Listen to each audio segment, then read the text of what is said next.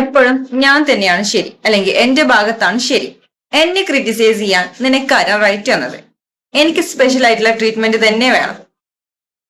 ഇത് ഒരു ആറ്റിറ്റ്യൂഡ് അല്ല, ഇത് നാർസിസ്റ്റിക് പേഴ്സണാലിറ്റി ഡിസോർഡർ ആയിരിക്കാം. എപ്പോഴും അറ്റൻഷൻ ചെയ്യണം, അല്ലെങ്കിൽ തന്നെ എപ്പോഴും കെയർ ചെയ്യണം, എപ്പോഴും പ്രൈസ് ചെയ്യണം. അതേപോലെ തന്നെ തന്റെ ഭാഗത്ത് എന്തെങ്കിലും തെറ്റ് തന്നിട്ടുണ്ടെങ്കിൽ അത് ആക്സെപ്റ്റ് ചെയ്യാൻ ഭയങ്കരമായിട്ടുള്ള ബുദ്ധിമുട്ട്, തന്റെ കാര്യങ്ങൾക്ക് വേണ്ടി മറ്റുള്ളവരെ യൂസ് ചെയ്യുക, അത് അല്ലെങ്കിൽ എന്നെ ക്രിറ്റിസൈസ് ചെയ്യാൻ നിനക്ക് ആ റൈറ്റ് തന്നു, അല്ലെങ്കിൽ എന്നെ ക്രിറ്റിസൈസ് ചെയ്യുന്നത് എനിക്ക് ഇഷ്ടമല്ല, അത്തരത്തിലുള്ള സ്വഭാവം, മറ്റുള്ളവരുടെ ഫീലിങ്സ് മനസ്സിലാക്കാനുള്ള ബുദ്ധിമുട്ട്, ഇതൊക്കെയാണ് നാർസിസ്റ്റിക് പേഴ്സണാലിറ്റി എന്നവരുടെ ലക്ഷണങ്ങൾ.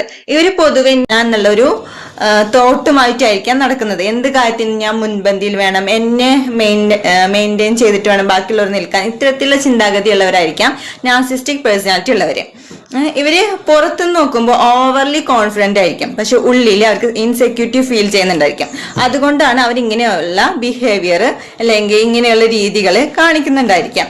ഓർമ്മിക്കുക, കോൺഫിഡൻസ് ഉള്ള ആളുകൾ മറ്റുള്ളവരെ റെസ്പെക്ട് ചെയ്യാണ് ചെയ്യുന്നത്. പക്ഷെ നാർസിസ്റ്റിക് പേഴ്സണാലിറ്റി ഡിസോർഡർ ഉള്ളവരെ മറ്റുള്ളവരെ ഹർട്ട് ചെയ്യാനും യൂസ് ചെയ്യാനുമുള്ള സാധ്യതയുണ്ട്.